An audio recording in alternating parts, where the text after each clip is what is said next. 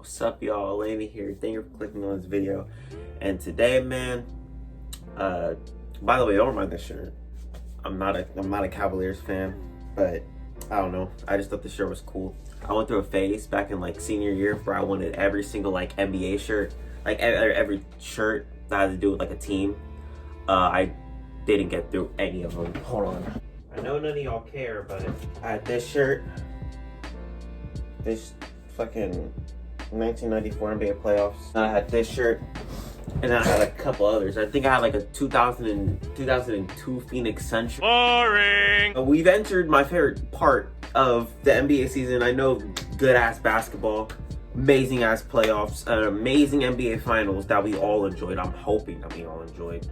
But the off season, man. The off season is my favorite part of basketball. Just cause content wise it's amazing.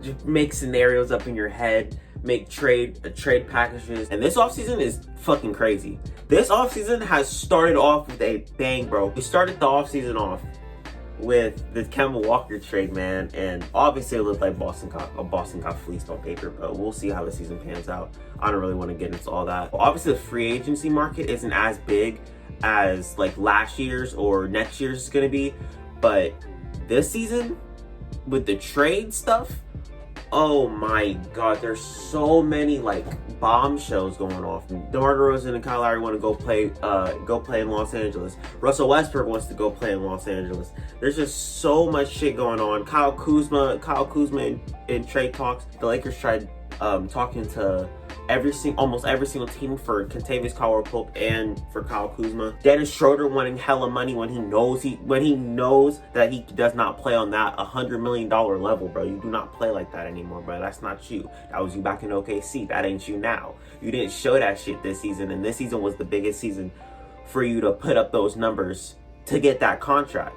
You played like ass in the playoffs, my guy. You played like ass in the first round, and I already said on this channel that I think that the Lakers are gonna be forced to give him that contract. But it's either that or they let this nigga walk, bro. At this point, I think you need to let this nigga walk, bro. Because if you're trying to make room for Westbrook, if you're trying to possibly make room for Lowry and DeRozan, you're gonna have to get rid of this nigga, bro. This nigga could potentially be a six man, but I actually want to get into that with Kyle Kuzma, because Kyle Kuzma is being dumb as shit. He said that he can play on the type of level that Tatum's playing, and I remember. Don't think I forgot back in 2018 where this nigga LeBron went down and Kyle Kuzma was going crazy. Don't think I forgot about that. Shout out Kyle Kuzma for that one. But I ain't gonna forget y'all fans for saying that Kyle Kuzma was better than Jason Tatum. Now I ain't forget about that shit. That was the dumbest shit to ever come out of y'all niggas' mouths. But that's besides the point.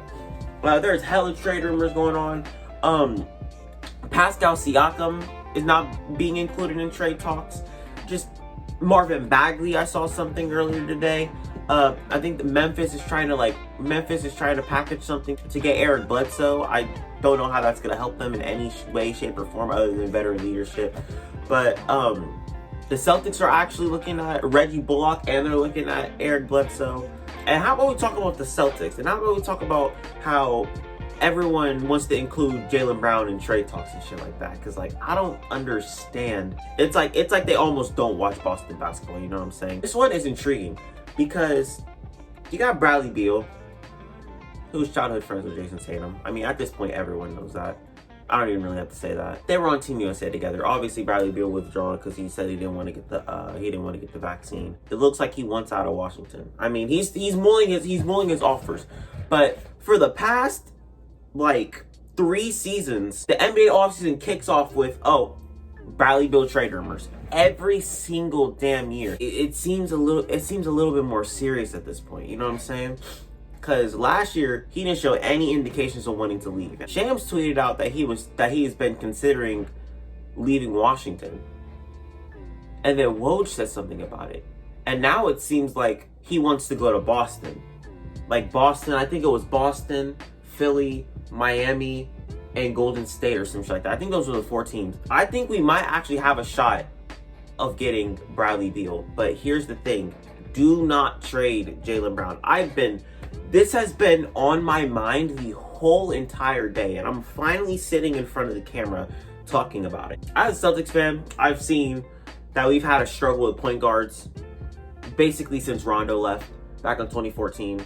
But man, we dropped the ball with Kyrie Irving. Kemba Walker, as much as I love Kemba Walker, man, he just didn't play up to his max contract level. And I see why Michael Jordan and the Charlotte Hornets didn't want to give him a super max contract. I love Kemba. I enjoyed his stay at Boston. I just feel like if you add Bradley Beal to this Celtics team, it's not going to look good for our point guard position going forward. It's either we trade Jaylen Brown, a young promising star who can play defense for us, for a guy who obviously is averaging hella fucking points, but what does that do for our defense? Or we could trade Marcus Smart and our whole bench for Bradley Beal and pair Jason Tatum, Jaylen Brown, and Bradley Beal together. There goes our bench situation. The things that we've been struggling with is bench depth, bench scoring, defense, and we need a point guard. We need a playmaking point guard. And I feel like if we go out and we take 2 steps ahead and just make a big ass splash now instead of doing it in free agency next year, I think it's gonna hurt us. I don't know why. I just feel like it's gonna hurt Boston in a way. You know what I'm saying? I have no idea what's gonna happen. I could see him going to Boston though. I could see Brad Stevens pulling the trigger on that trade. Marcus Smart could possibly be our facilitator and our starting point guard going forward if we can't try to like trade or sign for a prominent point guard, playmaking point guard that could help the Jays. If we trade that for Bradley Beal, then what are we gaining for that other than our offense? Our defense is gonna be even worse because we're not gonna have Marcus Smart. It does help a little bit if we can get Bradley Beal and re-sign Fournier. So if we re-sign Fournier, we can have Fournier come off our bench and then have Beal run the 2, Brown run the 3, and then Tatum run the 4. That means we're gonna have to start Rob Williams and then maybe Peyton Pritchard. And I don't really know about starting Peyton Pritchard just yet. You know what I'm saying? Well, there's still stuff that he can work on. I can see him being like a TJ McConnell, but I feel like he needs to work on his playmaking more. He can shoot that ball and he can play defense. He's a really underrated defending guard.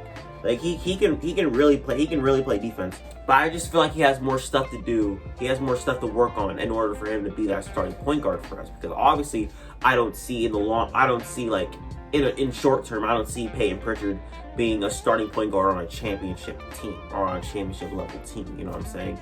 So obviously I can still have him run our point off the bench with Evan Fournier being our main scorer off the bench. Like, I've been seeing everyone saying that the Celtics need to get a stretch 4. We don't. Tatum's right there. Tatum flourished playing the 4 instead of the 3. He played better at the 4 last year than he played at the 3 a couple years prior. But yeah, the Bradley Beal trade is definitely the most intriguing trade rumor out of every single one of them. There are so many that I can't even keep up with, man. That's all I got for y'all today. Don't forget to like, comment, subscribe, and share with your friends. And I'm out.